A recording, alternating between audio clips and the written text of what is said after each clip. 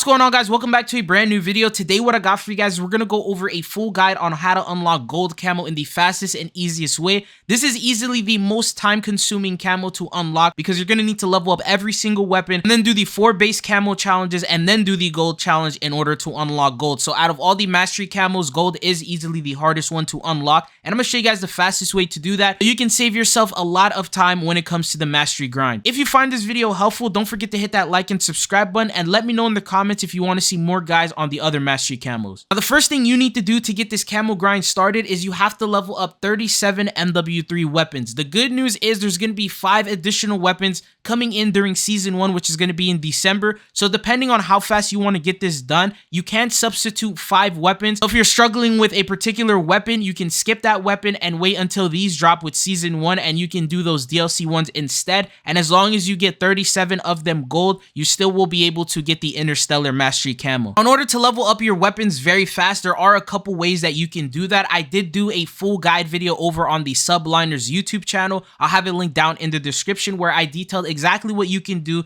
to maximize the amount of XP that you can get per game. I highly recommend that you check that out. Anyways, when you begin the gold camo grind, here's one tip that I can give you is start with the harder weapons first, for the reason that this will actually put you in easier skill-based matchmaking lobbies. So for example, if you were to do the melee weapons first or the pistols, you probably wouldn't drop as much kills, your KD ratio might drop a little bit, and because of that, skill-based matchmaking is going to put you in the easier lobbies. Once you finish the pistol challenges and you jump into the ARs, the lobbies at first might be very easy, you'll outperform many of the players, and you'll do really well and level up these ARs even faster than you would in regular lobbies. And then they're going to start putting you in even harder lobbies, and by that time you might be done for the day. Skill-based matchmaking is really calculated by your game session, so if you get off for the day, you come back the next day, it sort of does a soft reset, so it doesn't fully put you in bot lobbies. The first couple matches will be like a test to determine if you're going to go into the easier lobbies or into the harder lobbies. That will depend on the weapon that you use and how you perform, so I would recommend you do a weapon that you will struggle with at first and then switch to the weapons, because a lot of people are just going to jump in straight to the ARs, and once you do that, the skill-based matchmaking is going to put you in those sweaty lobbies. You're not going to get as much kills, you're not going to get as much XP, and you're not going to level up the weapon as fast as someone who did the exact opposite. So that's the first step, is to use skill-based matchmaking to your advantage to help you level up these weapons even faster. In terms of actually leveling up the weapons in-game, I would play modes that have a good objective like hardpoint or kill confirmed. If you play the objective rather than just going for eliminations, you actually get a lot more weapon XP than someone who just ran around aiming for kills. If you like doing that, you can play kill confirmed, also grab tags. That will help as well, but I usually play hardpoint because I'll go to the objective, that will bring in the enemies towards me. While I'm in the objective, I'll eliminate them. That would give me an even bigger XP boost than what I would get if I wasn't playing the objective, and that will help you level up your weapons even faster. The next tip that I have for you is to check on your double XP tokens. All of the MW2 double XP tokens that you may have had have carried on into MW3, so depending on how many you have, you can't use them sparingly for every single weapon and get them done. But if you don't have that many, I would prioritize using them on the weapons that you will struggle with or the weapons that will have high levels. For example, snipers have a lot of high levels, so they're around 30, and those will take you a lot of time. Depending on your sniping skills, maybe you get more eliminations with an AR or SMG. Save those double XP tokens for these high level weapons because those take the longest to grind out. Once you've leveled up your weapon, there's going to be 4 base camo challenges that you're going to need to do in order to get access to do the gold challenge. So the first ones are usually going to be the easiest. The first 2 is just usually get eliminations or get ADS eliminations.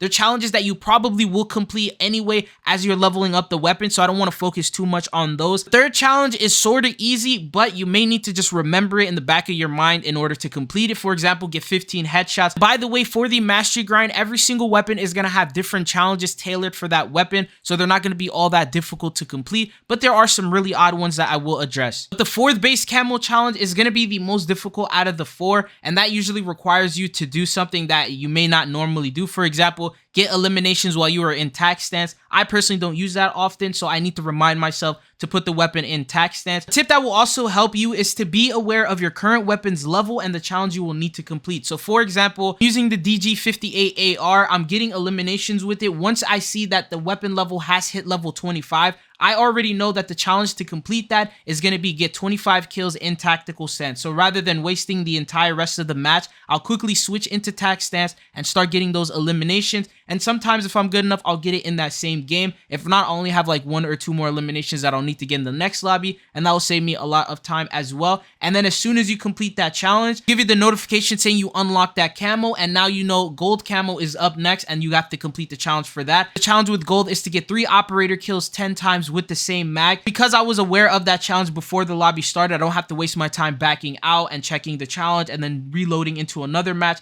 That will save you some time because that will start to add up with every single weapon that you do. But what I did is I quickly just went into my loadout. I added a 50 or 60 round mag, and then I just continued and tried to complete the challenge for the rest of that game. Also, another tip is if you're currently using double weapon XP tokens, what I would recommend you do is just focus solely on leveling up the weapon. So don't waste that precious double weapon XP on doing challenges when the weapon is already max level. Just switch out and then jump into the next weapon and max that one out as fast as possible. And then once you're out of that double weapon XP token, you can start going back and completing these challenges. That will save you a lot of time on your double weapon XPs. Let's go over all the gold camo challenges and the fastest ways to complete them. So for shotguns, it's going to be get 2 kills shortly after sprinting in 1 life. What I would recommend that you do is put auto sprint on, so that way you don't have to press the sprint button. It'll automatically keep you running. As soon as you see someone and eliminate them, it will count towards the challenge automatically. But for the ARs and the battle rifles, it's going to be get 3 operator kills with 1 mag. I would recommend you just put on the largest mag capable, so 60 round mag, 50 round mag, and just play the game as you normally would. Just remind yourself to not reload. I have a huge habit of automatically trying to reload after I get an elimination, and that will not count towards your challenge, so make sure you don't reload at all. For the SMGs and pistols, the challenge is get 10 kills without enemies damaging you, and that one's pretty straightforward. Just run around. You might catch someone who's not even looking at you. You eliminate them, and that will automatically count. For the LMGs, it's going to be get 2 kills without releasing the trigger. I would recommend you do this in maps such as Rust or any area that would have multiple players there at the same time. For example, Hardpoint is a good place to do that. Once you see 2 people, I would then hold down the trigger and try to get both of them and get that double kill. Marksman rifle is pretty easy. To get 10 kills using a laser attachment. I don't need to really go through that. The snipers is going to be get 10 kills while focused down. This means you have to press that button where you hold your breath before you shoot, or else the challenge won't count.